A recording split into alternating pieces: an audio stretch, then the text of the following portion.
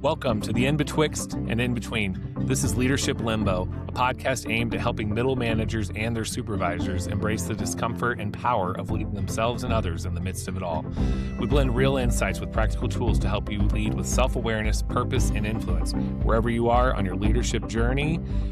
Welcome to 2026. Welcome to Season 2. We're officially dropping it here. And it's going to be a great season. We can talk about that in a little bit. Josh, happy 2026. What are your resolutions? I assume it's more drinking, more isolation from folks, like more carbs. Like, that's what we're going for, right? I'm flipping it. I'm doing the dry January. Oh, good job. Nice. Yeah, trying that. Yeah, feeling good about 2026. Did some vision board work over break, and I thought it was a really good stretch. I mean, I didn't not work, but I think it was just kind of the natural, it felt different, last year I was full-time employed and I was still like a lot of projects and everyone was slowing down a little bit, but there was still work. And this year, everyone else in, clients or potential clients were checked out and things got really quiet. And I think that quiet led to some good opportunities for stepping back. So I hope for all of our listeners, there was a little bit of that, maybe a lot of that. Yeah. And if there wasn't any of it, there's still chances you can always do it. It's not just the new year. Yeah, totally agree. Well, we hope everyone out there had a great end of the year as we took some time off, played some old episodes, and we're really excited to get going here today with what we're calling Season 2. I think we are, going to continue with a lot of the same frameworks and thinkings and ideas and so on that we did last season in terms of adding, talking about different concepts, sharing tools with you. But I think we are also really eager to invite more folks onto our show to hear their perspectives on this, hearing about other people's particular challenges or ways they went about solving challenges when it came to leadership, especially middle management issues. So thrilled to get going here. As a reminder, download our podcast wherever you get podcasts. We'd love a 5-star review if you can leave that. We love comments too, especially if those comments are things that we can respond to here on the podcast. And just know we'd like to connect further. Actually, frankly, if you're thinking to yourself, I'd love to be on a podcast that sounds like fun, let us know. It's easy enough to do, and we'd love to have you, assuming you're interested in talking to us about middle management and leadership. And then please continue to share this broadly with friends, family, neighbors, coworkers, whoever might find parts of what we're saying interesting. So, yeah. For the Season 2, Josh, why don't you help us to think about or share with us a little bit of what we're going to get going on here today? So today, we thought about jumping back a little bit, and not jumping back in content, but kind of zooming out and using this as an opportunity to ground our listeners in the challenges that drove us to create this podcast.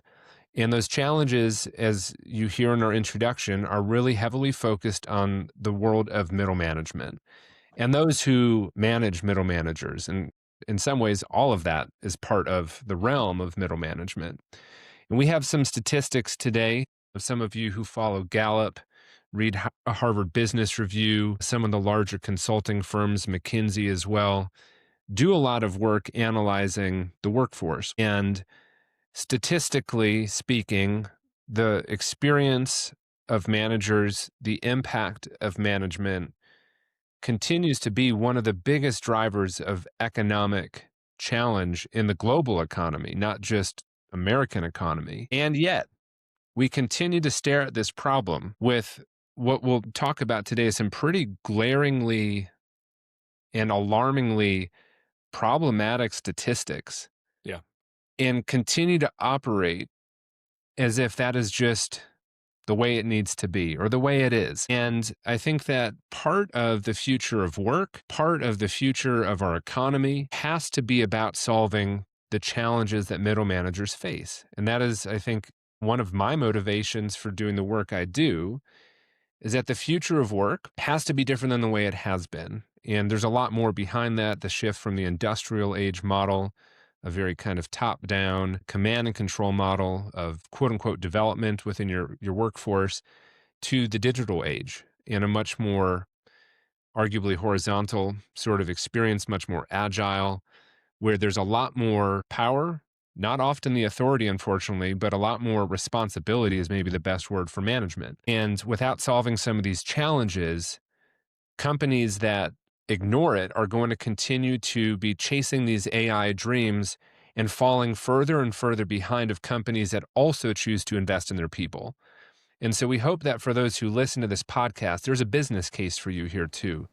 There's the reality that if you are just going all in on automations, machine learning, large language models, AI in general, chasing this sort of elusive rabbit, and you're not also thinking about the development of your people, I hope this doesn't age well for any of you listening to it, but I do hope that in some ways this is a little bit of a prescient statement. I'm not the first to make it, but I would say in the next 2 or 3 years, companies that have chosen to go all in on digital technologies and investments while bypassing an investment in their team culture and their people are going to be caught, I don't want to, with your pants down in some ways, compared to other businesses and organizations that have chosen to do both. And so we hope today, and as the season goes on, we can really ground in the purpose and value of why we choose to talk about this. It's not just a nicety, it's a necessity if you're going to run an excellent organization. So we're going to dive into that today. John, what would you like to add, react to with any of that? Yeah, I mean, I want to get us into the work here a little bit. So the only thing I would add is, I, to Josh's point, we can talk about goals, about this time of year. I think it's a big one. It'd be easy to come back on a podcast here and be like, what are your January goals? What are your goals for the year, for your organization, for your team? Actually, I think what's more important is taking inventory of the people in it, of yourself within it, and asking what are the strengths we have and are we maximizing them? And Mm-hmm. that's both dependent on the individual talents and strengths of folks, but also based on their role. And is the role doing what it's supposed to do?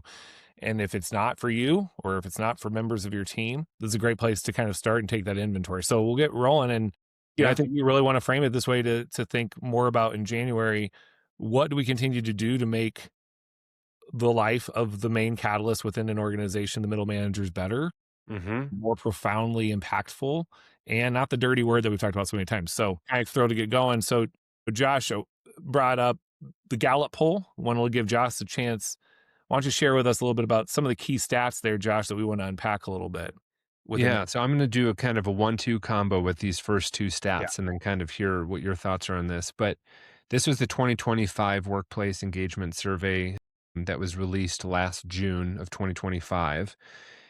Only 27% of managers globally are considered to be engaged, and they experience the biggest engagement drop of any group. And these groups include individual contributors and executives. So 27, 1 in 4 managers are what would be considered engaged, which means heard, valued, seen, developed, opportunities to grow and contribute meaningfully. Gallup would go into greater detail about what engagement means. So 1 in 4, yet almost 3 out of every 4. So a 70% of team engagement comes down to the manager. So for 3 out of every 4 employees, their level of engagement is based on this minimally, if not completely disengaged manager. Mhm. That's a problem. Yeah. I think the word engage is an interesting one to talk about too. And I think it's not something to unpack here. Encourage our listeners, like when you think about being engaged in the workplace for people you manage, for yourself, what does that feel like when you feel, like, when you interpret that word engage? What's it mean? Right. And I'm sure there's a whole host of things there. I think one is, do I have a passion for the work I'm doing? Do I feel like I'm part of solving problems? Do I feel like I have a voice in this? Is there some fun in what I'm doing? I guess that can go back to the passion. And, if the people who are in charge of managing the vast majority of folks 73% of the time are not engaged, then it's easy to see from there where the trickle effect comes, right? For people within the organization. It's interesting if you've ever worked in an organization where all of a sudden there's a staff engagement or a team morale issue across the organization. People often go towards like, well, let's spread a wide blanket. Let's like make everyone in every corner of our organization happy and set up all these initiatives and all these new things to make people feel better. Well, the issue is who ends up trying to execute now what's becoming more strategy and more things to add to whatever the organization's tendencies are. It's the middle managers. So Mhm. I'm probably going to talk about this, but man, I would always tell people, when you have a team engagement issue or an organization engagement issue, stop trying to figure it out for everyone. Look to your middle managers and be like, are they engaged? Do they feel empowered? Do they understand why we're here? And do they Yeah. communicate that well? Because if you get them right, then as the stat says, when 70% of the people are their engagement is sourced through their manager, there will be a natural trickle effect there. Oh, yeah. But people's strategies never start with like, let's get the middle managers engaged, or rarely, ever. It's No. that we'll get everyone together for a bunch of team meetings. Let's do some staff happy hours. Let's do whatever it might be. But man, if you just spent it with like this fraction of your team who then has this great impact on the rest of it, that's the thing that's Yeah. going to drive it. It's almost a simpler solution than most people think it is so often, it feels to me. Yeah. I think that is such a I mean, what's coming to my mind is when these issues have arisen in organizations that I've been part of and I've been working with. To your point, people go to the ground level. Nothing wrong with people working on the ground level, individual contributors. Let's talk to the team. What is their challenge with engagement? So what's happening here is you have senior leaders, executives going down and asking like, well, we got to talk to our people. What's going on with them? Like what's really happening here? So now all of a sudden you have an even less coherent set of information because you're getting it from so many more people Oh yeah. that is now feeding into, hey, all right, managers, let's come together. We've talked to our people. We got 15 things we got to solve. Our priority is improving engagement. And it's really 15 priorities on top of what managers are already doing. I think we have it backwards. And I think that you bring up such a great point. If you're going to work smarter, not harder, start developing your managers because, again, not only is 70% of team engagement coming down to the manager, but that statistic is almost identical to another statistic from Gallup from a few years before, which is that when people leave their jobs, the number one reason that they've left their job is because of their manager 70% of the time. Yeah. So I think that you bring up such a great insight there, John, I about mean, how I to just solve think, some of I this. mean, we both worked at DSST Public Schools, great organization, love the people there. And I can think about this one particular initiative that principals to a T hated, which was we're going to do a staff engagement survey. And when they said, we're going to do the survey and we're going to do it a month and we're always going to be respond to it. And we're showing our people we're responding well. Right. And we would do this survey and you'd do it and then you'd have like a month to respond before the next one came out. So every month we had to do this staff engagement survey.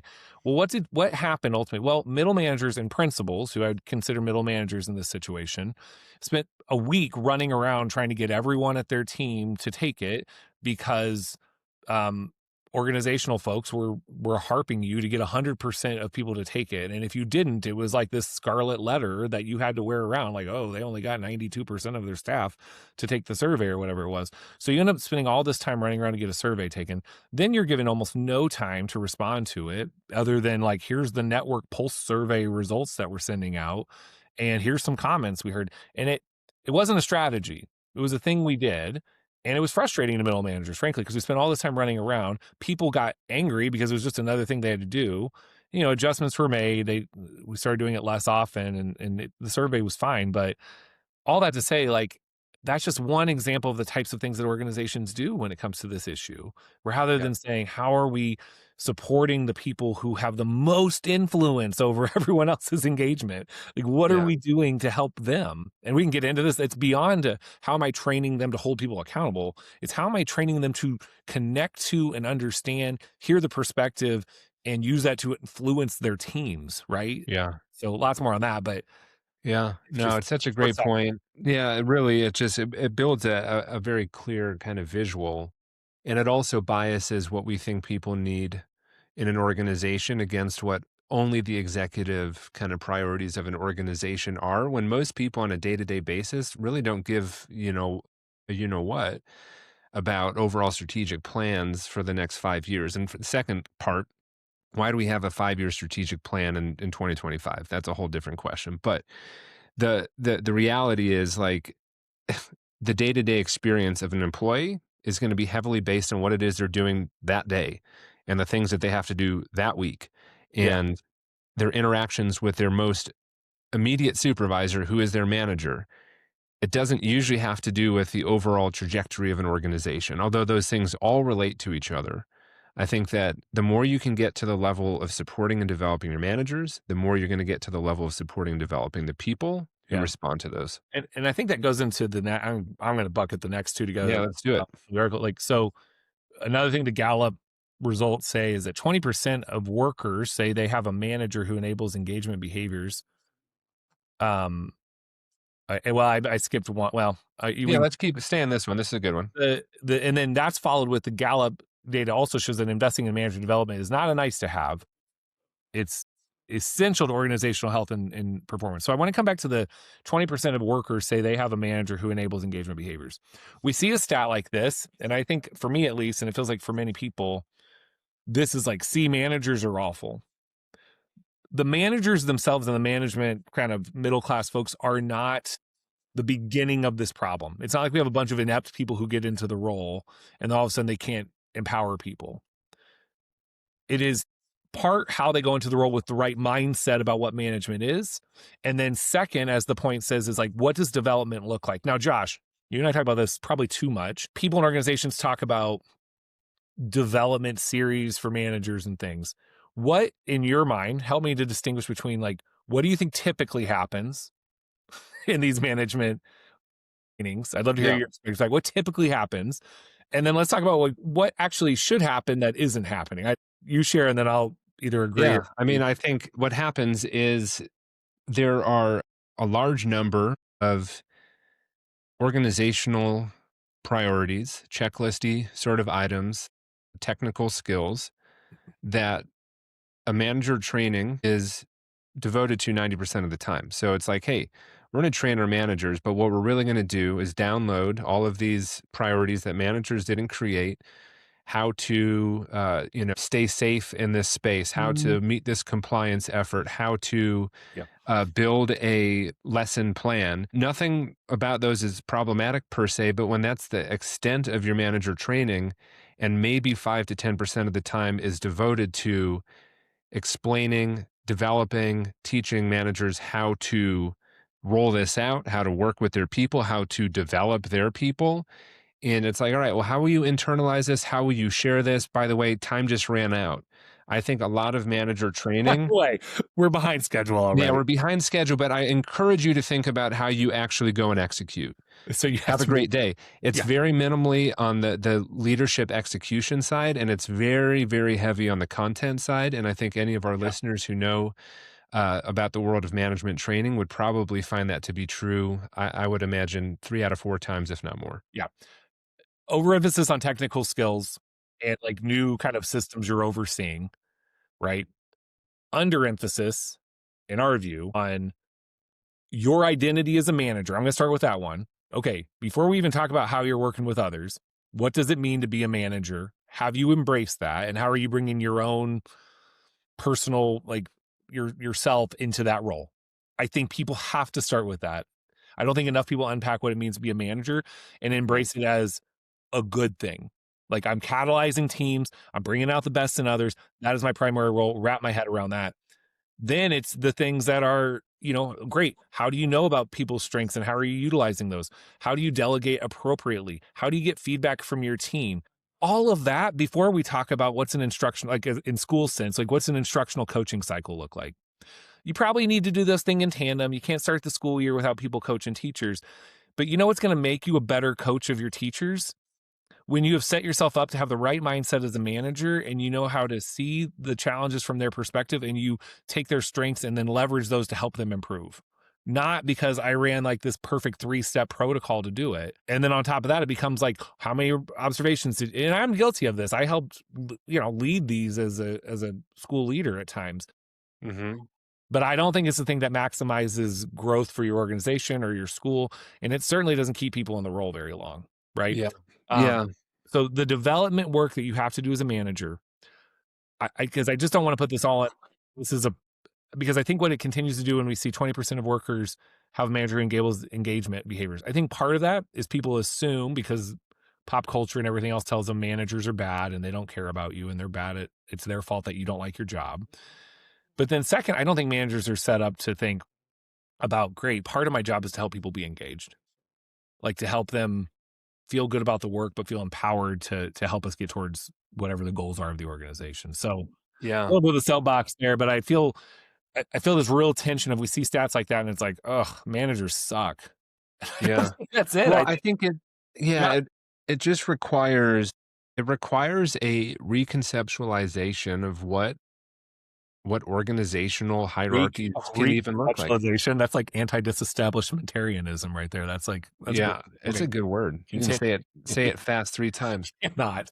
Yeah, I think they need to I think there's right, I think in so many ways the paradigm that exists for organizations when they think about managers is the game of telephone, right? Executives come up with the solution, but since there's only 7 of us and there's 1,000 employees, we need to like tell the group in between how to carry out our message. And yes, there's nothing wrong with the idea of clarity at the top being kind of cascaded through the organization.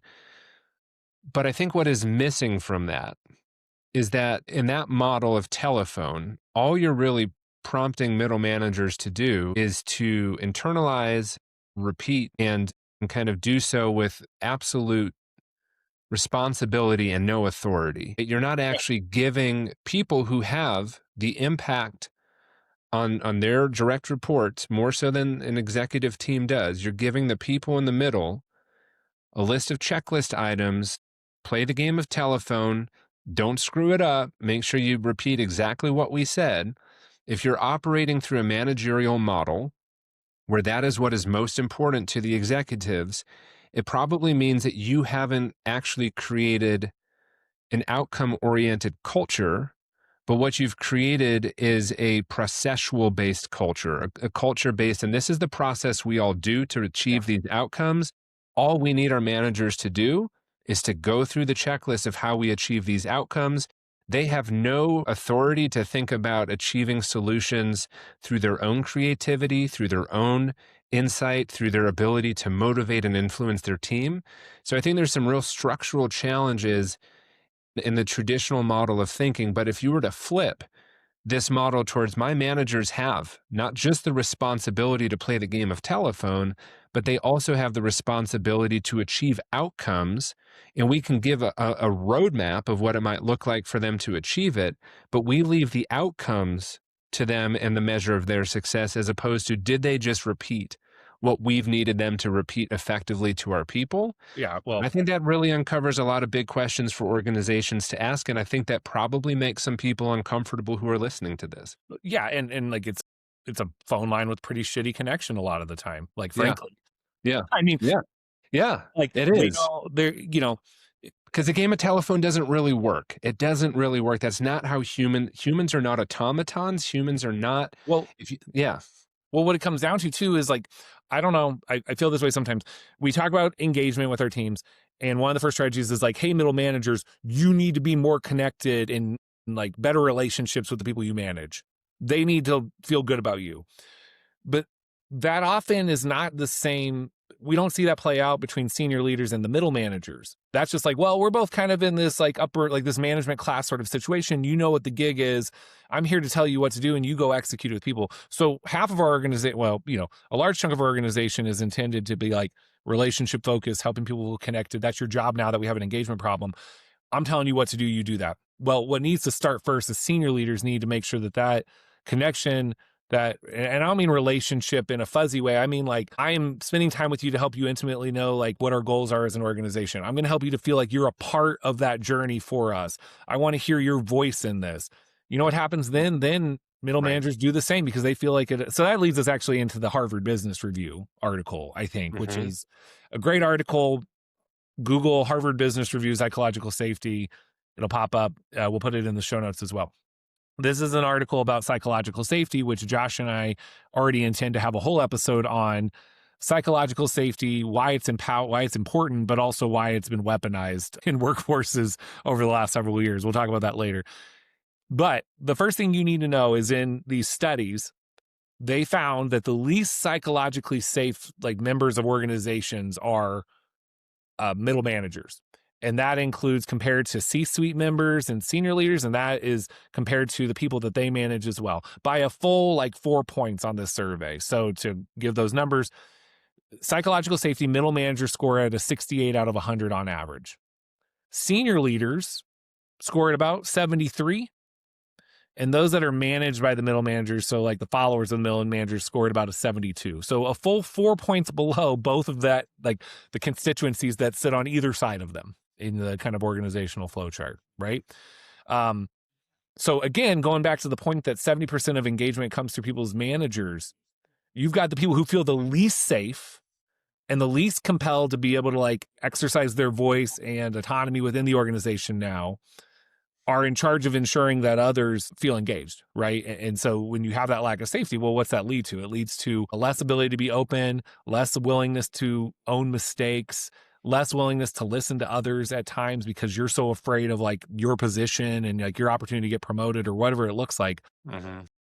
But they're less psychologically safe because of that. Josh, take that away, like add to that before I. Yeah, no, I think yeah, I think, I mean, you can obviously tell that we're both passionate about this because I think the vast majority of our careers we're in middle management roles or managing middle managers or both, all of the above. And so I think from lived experience, this definitely hits a nerve, strikes a chord with both of us. I think the word that came to mind as you were sharing some of this too is, are you setting I actually wrote about this earlier today, and so it's kind of fresh in my mind, but the idea of like transactional versus relational. And I think sometimes Yeah. we're setting up our managers to be completely transactional because we're operating with them transactionally. And I think that's a shift away from like, I want to be relational. Well, what does relational really mean? And in this case, what we're really getting at is it's about development, right? And if you're going to develop somebody else, your motives and intentions have to be in their best interest, right? It's not just Yeah. about, I need you to be good at this so you don't make me look bad. And that mentality is pervasive across cultures. That is a huge component of psychological safety that limits managers' abilities to report up if there's problems. It makes managers operate with a tightness and a degree of fear in how they share with others, and it puts people in this position where they almost feel like it is just going to be transactional. And so how do you liberate a culture that is stuck in a transactional environment? Well, this goes all the way up to the top. So if you're listening to this and you're a senior leader, if you're an executive, if you run your own business and company, you need to put the mirror up in front of you and say, am I operating transactionally with my team? Because if you are operating where what you really need from your team is to not make you look bad, to prevent you from feeling fear, to prevent you from feeling anxiety, to prevent, if it always just comes back to you, and I challenge everyone listening to this to ask themselves if they never operate like that, because odds are we all do. If Sure. you are starting at the top and you call this a relational culture, but what you're really doing is you're using relationship as a cudgel to kind of be transactional, your managers are going to feel that too. And so I think that psychological safety, transactional cultures start at the top. And so I think we can break that down in future episodes because, again, if the audience hears our middle managers and their supervisors, well, what do I do if my boss is a really transactional leader? That's tough, but it is a call to action for everyone to kind of put the mirror up and ask, how transactional are we operating? And what can I start to do about that? It's going to start with you. It's Yeah. going to be the power of one, and you got to be working on yourself more than anything else. But let's take it back to what we were saying earlier. Like most management development programs, again, being on some technical skill or like very briefly on good managers listen to people, and then that's kind of the end of it. Imagine a world where it says, look, your job as a middle manager is to number one, like lead your team as effectively as possible, to be honest and truthful with them, to hear their voice, but also to hold people accountable. Like I'm going to be more psychologically safe in that scenario, and I'm going to be more empowered. And then, like, as well as is my leader. Like, if you're a senior leader, are you owning mistakes with your middle managers? Are you asking for their perspective Right. on things? When you ask questions, is it accusatory or is it more like, hey, let's talk about what went wrong here and what we can do different next time? That changes the game for them too in terms of how they manage people. They don't see that from you. Well, they're going to mirror and reflect what you do. They're going to be condescending and demeaning. They're going to be accusatory. They're going to be afraid to speak up. They're not going to Right. own up or confess to mistakes. Okay. And so all of that to say is like when we develop these programs for developing people, don't just start with the technical skills, do the things that set them up to be the right type of leaders that are going to get the most engagement and the most out of folks for your organizational health. Right. Yeah. So That's what we want to spend a lot of time talking about is like, how do we get out of Yeah. this? And look, if you're a middle manager and you're like, you're not along with us, I want to say one thing. Any passion I have of this is not just because like, if you're thinking, man, John must have been harmed. No, it's, I've messed this up for other people as well. I have been a bad manager of middle managers. I've been stuck in the stress of the work and whatever it might be. And I just got into fine. I just need to train you on this technical skill. You just need to execute it. Good luck. Not enough Right. time on like, what's it mean for you to feel like you can be a good manager of folks, right? I've messed this up too. I'm not Hmm. blaming anyone. I've certainly been the victim of that myself, right? But that's one. And second, if you're a middle manager and you're like, yeah, these supervisors, they stink. This is your fault too. Middle managers themselves have a role in being better at the role and defining it and learning about it and understanding what they're getting into when they take the job, not just like, I need a promotion because I'm 26 and I'd like a pay raise. Like you Right. need to know why you're shifting roles within an organization. So if you're listening to this podcast, we hope it's a call for you to think about Yeah. what you can do to be the best manager you can be, because it's the most important job in the organization, in our opinion. Right. Yeah. So lots more to go on that. Josh, Yeah. what do we got to wrap Yeah. that I up? think we can, What do you want to close. lead people into knowing we're going to be doing with this very negative topic we've discussed today? I think it's an important one. I think the phrase that comes to mind, if you take nothing else away from this, regardless of your role, is you have to take accountability for your own actions. You have to take ownership of what it is that you are doing, and take responsibility for developing and being your best self. And I think that is a through line across all of this, whether you're an executive, a supervisor, a middle manager, an individual contributor, is that so much of the work of developing a healthy organization starts with the individual. And this maybe will add advertisements this year, but this is it's not shameless because it's actually something both John and I are passionate about. As much of this lives at the systems level, of which we both support organizations with, we also both work with individuals. And so if you're an individual listening to this and you're thinking about, okay, these are great questions. How do I what do I do about it? Reach out, because John and I both coach people. We coach individuals on the work of being your best self as leaders. We hope this podcast, for those who maybe aren't yet ready to do coaching, or maybe aren't financially able to do coaching right now, is a form of that coaching for you. But if you're listening to this, you're like, shoot, this is something I'm struggling with at any level of my organization. Definitely reach out, and we would be happy to chat with you and see if we can help. But I think to kind of paint where we're going next is we just wanted to use today as kind of like we said, a step back into, we're talking about this because it's a big problem. It's a big problem. It's a big problem from a financial standpoint, from an even deeper standpoint of kind of sense of self, the emotional attachment and challenges that you might have with work. I think it could even be argued as a spiritual problem of how we're trying to operate as a culture and as a society.